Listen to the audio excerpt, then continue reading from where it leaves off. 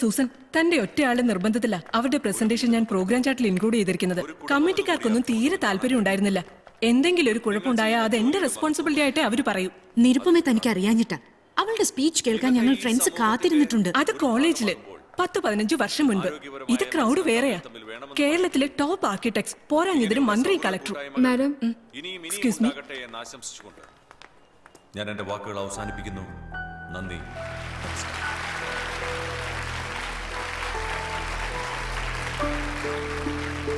Next, I call upon Nirupama Rajiv to take the stage. After 14 years. Head up, Nirupama Krishnan.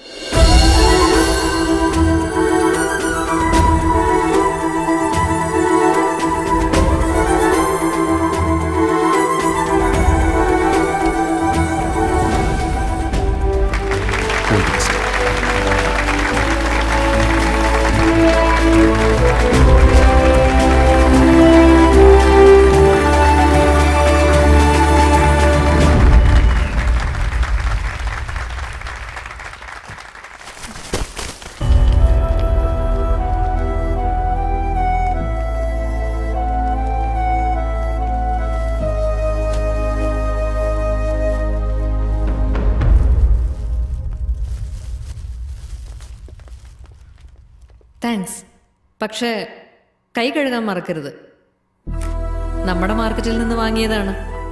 Endosulfan, Ekalux, ക്ലോറോഡെയിൽ, fungicide. Chemical കോക്ടെയിലാണ് ഓരോരുത്തരുടെയും കയ്യിൽ പറ്റിയിരിക്കുന്നത്. Liver kidney dysfunction, asthma, depression, പിന്നെ cancer. Please be very sure that you wash your hands.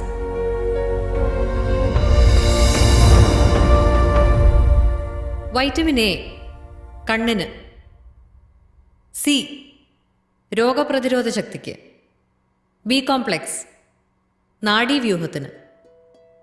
പക്ഷെ അത് പഴയ കഥ. നമ്മുടെയൊക്കെ പൂർവികർ പറമ്പിലിറങ്ങി പണിയെടുത്തിരുന്ന കാലത്തോളം പഴക്കമുള്ള മുത്തശ്ശി കഥ. ആഴ്ചയിൽ 7 ദിവസവും എല്ലാ വൈറ്റമിനും നൽകിയിട്ടും മാസത്തിൽ ഏറ്റവും കുറഞ്ഞത് ഒരിക്കലെങ്കിലും നമ്മുടെ കുട്ടിയുമായി ശിശുരോഗ വിദഗ്ധന്റെ അപ്പോയിന്റ്മെന്റിനായി നമ്മൾ കാത്തു നിൽക്കുന്നു. പനിക്കും ജലദോഷത്തിനും വിളർച്ചയ്ക്കും വയറുവേദനയ്ക്കും ഒക്കെ അദ്ദേഹം മരുന്ന് കുറിച്ച് തരുമ്പോൾ തൽക്കാലം അത് കുറയുന്നത് കണ്ട് നമ്മൾ ആശ്വസിക്കുന്നു. വീണ്ടും അടുത്ത മാസം അതേ ഡോക്ടറുടെ അടുത്ത് എത്തും വരെ. നമ്മുടെ ചെറുപ്പത്തിൽ എത്ര തവണ പോയിട്ടുണ്ട് നമ്മളൊരു പീഡിയാട്രിഷ്യന്റെ അടുത്ത്? എത്ര തവണ ആബ്സെന്റ് മാർക്ക് ചെയ്തിട്ടുണ്ട് നമ്മുടെ സ്കൂൾ അറ്റൻഡൻസ് രജിസ്റ്ററിൽ? 2, അങ്ങേ അറ്റം 3. ഇന്ന് അതല്ല കണക്ക്. വൈറ്റമിൻ എന്ന് വിശ്വസിച്ച് നമ്മൾ കൊടുക്കുന്ന ഭക്ഷണത്തിൽ അതിന്റെ അളവ് കാണാൻ കഴിയാത്തത്ര കുറവ്. അതിനേക്കാളേറെ ആ ഭക്ഷണത്തിലുള്ളത് വിഷമാണ്. ആത്മഹത്യയ്ക്ക് ഉപയോഗിക്കുന്ന ഫ്യൂരിഡാനും കാസർഗോഡ് മാത്രമാണുള്ളതെന്ന് നമ്മൾ കരുതുന്ന എൻഡോസൾഫാനും നീണ്ട ലിസ്റ്റിലെ 2 പേരുകൾ മാത്രം. വളർച്ച മുരടിക്കും, ഓർമ്മക്കുറവുണ്ടാകും, ഏകാഗ്രത നശിക്കും. മാർക്ക് കുറയുന്നതിൽ കുട്ടികളെ മാത്രം കുറ്റപ്പെടുത്തരുത്. മക്കളുണ്ടാവാൻ ധ്യാനത്തിനും തീർത്ഥാടനത്തിനും പോകുന്ന ദമ്പതികൾ കാരണം തേടി ദൈവത്തോളം ചെല്ലണമെന്നില്ല. പൊള്ളാച്ചിയിലെ മൈസൂരിലെയും കൃഷിസ്ഥലങ്ങളിൽ അതിനുള്ള ഉത്തരം കിടപ്പുണ്ട്. കേരളത്തിലേക്ക് അയക്കുന്ന പച്ചക്കറികളിൽ കുത്തിവെക്കുന്ന ഹോർമോണുകളുടെയും ആന്റിബയോട്ടിക്കുകളുടെയും രൂപത്തിൽ. കണക്കുകൾ അവിടെയും തീരുന്നില്ല. 50% കഴിഞ്ഞ 10 വർഷത്തിനിടയിൽ കേരളത്തിലെ ക്യാൻസർ ബാധിതരുടെ വർധനാ നിരക്ക്. ഇവിടെ ഇന്ന് ഈ കൂടിയിരിക്കുന്ന നമ്മുടെ ബന്ധുക്കളിലോ പരിചയക്കാരിലോ ഒരാൾക്കെങ്കിലും ക്യാൻസർ ഉണ്ടായിട്ടുണ്ടെന്ന് അർത്ഥം. ആ എണ്ണം ഇനിയും കൂടുമെന്നതും പ്രൂവൺ സ്റ്റാറ്റിസ്റ്റിക്സ്. അതിൽ കുട്ടികളുണ്ടെങ്കിൽ ലുക്കീമിയയ്ക്കുള്ള സാധ്യത കൂടുതലെന്ന് മറ്റൊരു പേടിപ്പെടുത്തുന്ന കണക്ക്. ഇല്ല സർ, ജിമ്മിൽ കൊടുക്കുന്ന പണം കൊണ്ട് മാത്രം ആ പട്ടികയിൽ നിന്ന് ഒഴിവാകാൻ പറ്റില്ല. അതിന് ആഹാരം നന്നാവണം. ആഹാരം നന്നാവണമെങ്കിൽ വേറെ ഒരു കുറുക്കുവഴിയുമില്ല. വീണ്ടും മണ്ണിലേക്ക് ഇറങ്ങണം.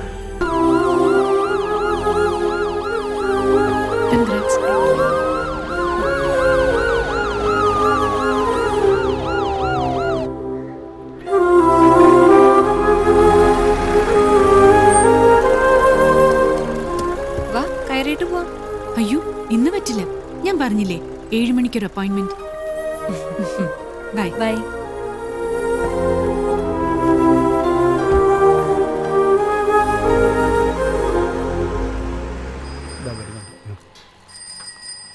പ്രോഗ്രാം നന്നായി. മിനിസ്റ്റർ ഒരു പ്രപ്പോസൽ വെച്ചു, ഞാനത് ഏൽക്കുകയും ചെയ്തു. എന്താ? മോളകത്തൊട്ടിയില്ലേ?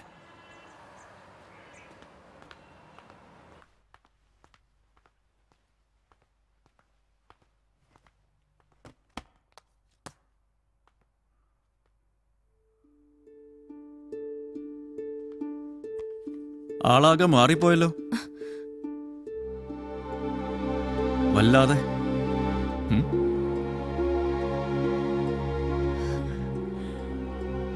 5-6 ദിവസമായിട്ട് സ്കൈപ്പിലും കണ്ടില്ല. ബിസി അല്ലേ?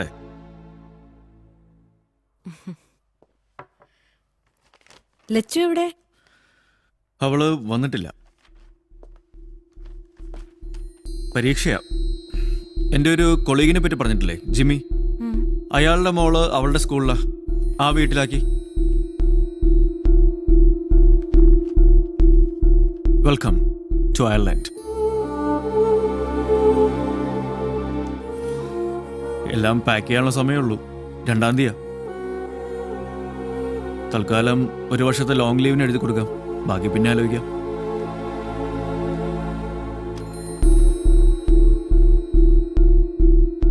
രാജീവ്, 6-ാം തീയതിയാ ആ മാരേജ് ഫംഗ്ഷൻ. അറിയാം, പക്ഷേ ആരൊക്കെയോ സഹായിക്കാനുണ്ടെന്നല്ലേ പറഞ്ഞത്? അവരെ ഏൽപ്പിച്ചാ പോരെ? അത് കഴിഞ്ഞാലും എനിക്കിവിടെ ചില കമ്മിറ്റ്മെന്റ്സ് ഉണ്ട്. ലോണിന്റെ കാര്യമാണെങ്കിൽ അത് ഞാൻ സെറ്റിൽ ചെയ്തോളാം. ഇപ്പൊ എനിക്കത് അഫോർഡ് ചെയ്യാം. അവിടെ ക്ലൈമറ്റും ഫുഡും ഒരു പ്രശ്നം തന്നെയാണ്. ലച്ചുവിന്റെ എല്ലാ കാര്യങ്ങളും നോക്കാനൊന്നും എനിക്ക് പറ്റുന്നില്ല. സത്യം പറഞ്ഞാൽ പലതും എങ്ങനെ ഹാൻഡിൽ ചെയ്യേണ്ടതെന്ന് പോലും എനിക്കറിയില്ല. അതവളെ വല്ലാതെ അഫക്റ്റ് ചെയ്യുന്നുണ്ട്. ഭക്ഷണം ഉണ്ടാക്കാൻ ജോലിക്കാരെ വെക്കാന്ന് വെച്ചാൽ 50,000-വും 60,000 ഒക്കെയാണ് അവിടെ അവർക്ക് ശമ്പളം. പോകുന്നതിന് മുമ്പ് അമ്മയെ വീട്ടുജോലിക്കാരിയെ അഫോർഡ് ചെയ്യാൻ പറ്റാത്തത് കൊണ്ട് ഞാൻ അല്ലേ? അതും അഫോർഡ് ചെയ്യാമായിരുന്നെങ്കിൽ ഇങ്ങനൊരു സർപ്രൈസ് വിസിറ്റ് ഉണ്ടാകുമായിരുന്നോ?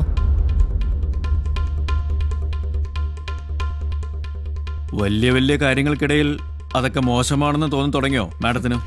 ഇല്ല, പക്ഷേ 3 നേരം അത് മാത്രം ചെയ്താൽ ഭർത്താവിന് ബോറടിച്ചു തുടങ്ങുന്നുണ്ടെങ്കിൽ മാറി ചിന്തിക്കണമല്ലോ ഏതു ഭാര്യയും. അതാണ് ഇൻസ്പിറേഷൻ.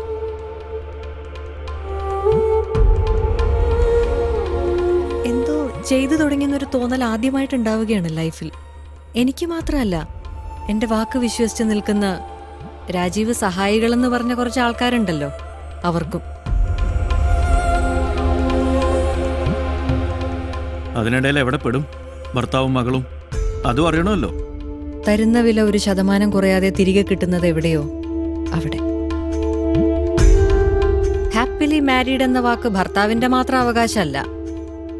ഒരാൾ മാത്രം ആഗ്രഹങ്ങൾ വേണ്ടാന്ന് വെക്കുന്ന ഇടം എന്നതല്ല അതിന്റെ ഡെഫിനിഷൻ. തീരുമാനങ്ങൾ എടുക്കുമ്പോൾ എനിക്കും പറയാനുണ്ടാവും രാജീവ്. അതെന്നെ സംബന്ധിക്കുന്നതാണെങ്കിൽ പ്രത്യേകിച്ച്.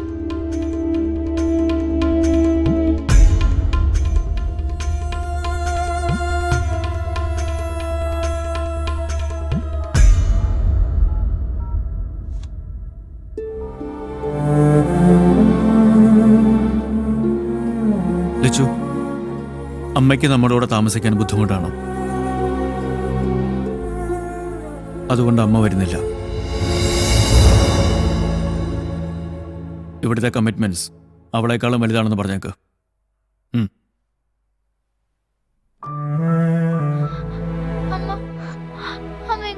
ലച്ചു മോളെ, ലച്ചു, എന്റെ ആ ഫംഗ്ഷനെ പറ്റി നിനക്കറിയാമല്ലോ. നീ കരയാതെ.